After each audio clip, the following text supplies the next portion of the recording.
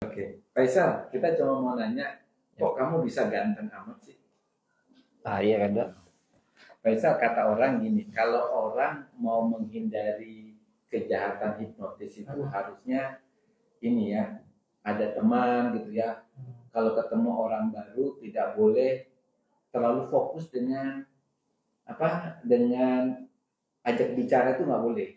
Jadi misalnya kalau Faisal ketemu orang gitu ya, orang asing gitu, diajak bicara gitu ya. Kalau Faisal mau terhindar dari kejahatan hipnotis, nggak mau ATM-mu dikuras, harusnya kalau orang asing diajak bicara, cuekin aja, begitu. Kalau Faisal diajak fokus, pasti uangmu habis itu.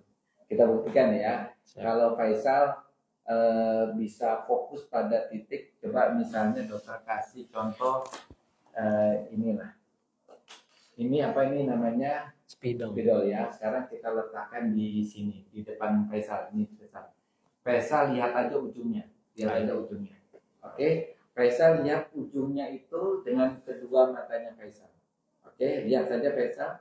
Entah bagaimana ketika Faisal melihat ujungnya dari spidol itu, tiba-tiba Faisal pantatnya jadi lengket dengan kursinya, sehingga Faisal tidak bisa berdiri karena pantatnya lengket sekali. Oke, sekarang Faisal coba berdiri. Nggak bisa. Hanya dengan fokus saja Faisal bisa gitu ya? Iya. Karena gini, ketika kita fokus pasti gitu. Benar, lengket kan? Benar ya? Iya. Lengket banget ya. Padahal hanya fokus. Bagaimana kalau misalnya saya orang asing, saya ajak bicara satu kali, saya suruh Faisal lihat itu ban mobil itu Faisal langsung bisa disugesti segampang itu. Jadi benar-benar lengket ya. Lengket. Oke. Faisal bisa bawa kursi itu sambil pulang kemana gitu, lengket begitu. Benar ya? Oke. Nah sekarang Faisal boleh pegang ini pulpen. Oke. Pegang begini. Ya, dilihat gitu ya. Dan anehnya tangannya Faisal lengket dengan pulpen itu, lengket banget. Faisal nggak bisa buka pulpen itu, tapi anehnya ketika Faisal perhatikan pulpen itu menjadi ular. Benar tuh? Benar ya? Betul. Oke, lepaskan aja. Apa itu? Ular ya. Ini ular. Kepalanya yang di bawah atau yang di atas? Yang di atas itu. Yang di atas ini. Iya. Warnanya apa ular ini? Warna merah Dok. Warna merah. Iya. Kalau saya lempar ke kamu berani enggak kamu kira-kira? Anda Dok. Benar ya? Iya. Termasuk takut ya? Iya takut. Oke, biar taruh di sini biar ularnya. Benar ya, itu ular ya. Nah, sekarang Faisal kan punya anak ya. Anak sudah punya tuh? Ada. Jangan ngaku bujang loh ya. Iya. Ya, ada tuh. Pasti hafal nama anak tuh. Pasti hafal, namanya juga anak, pasti cinta tuh. Tapi pasti nama istri lupa. Nah, coba ingat nama istri. Lupa tuh? Iya Dok, lupa. Siapalah, tebak. Kamu menikah berapa tahun memang? Sudah 4 tahun Dok. 4 tahun. Tapi lupa tuh? Tebak aja lah. Lupa Dok.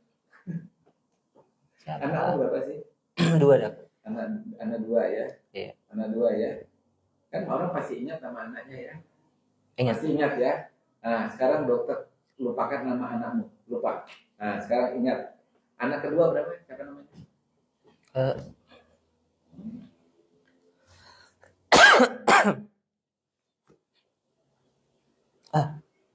Lupa Dok.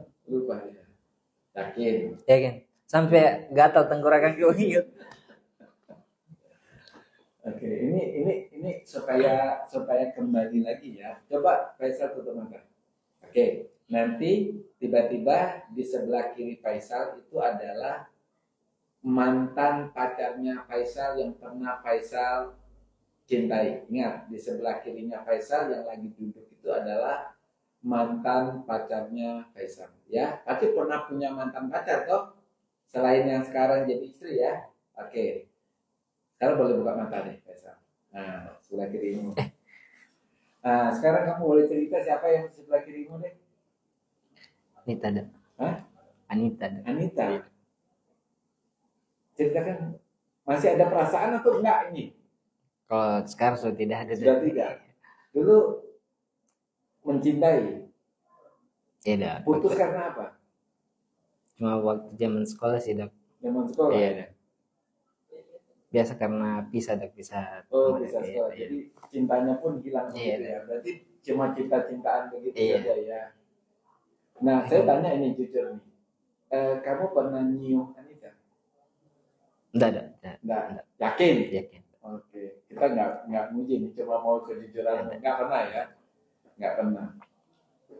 Nah, kamu pakai sepatu ini?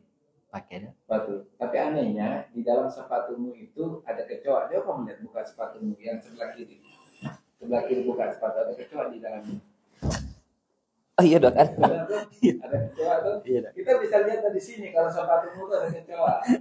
Kenapa kamu pakai sepatu ada kecoa gitu loh? Lupa ya. Iya dok. Lupa. Oke.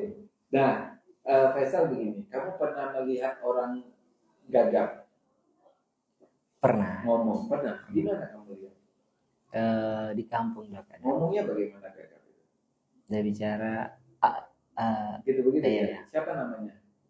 namanya Pokoknya dia punya nama dan kamu pernah lihat orang gagap. iya. Ya entah bagaimana sekarang kamu juga jadi orang gagap. Oke. Sekarang kamu boleh baca ini. Baca ini.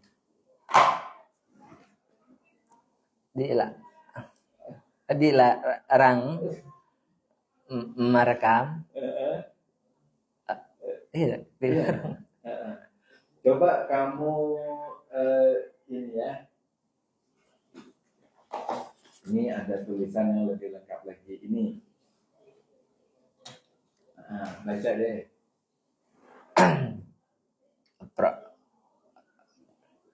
Dia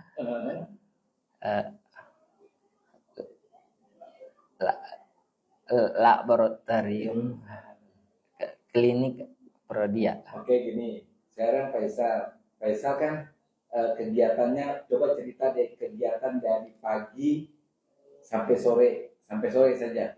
Apa kegiatannya, coba cerita. Tak. Kenapa kamu bicaranya seperti itu? Padahal tadinya datang bicaranya bagus. Saya kok susah banget bicaranya. Kayak sini Kaku ya. kaku. Nah teman-teman, bagaimana kita mensugesti dia supaya dia kembali normal. Nah ini Faisal, ini pulpen ya, spidol ya.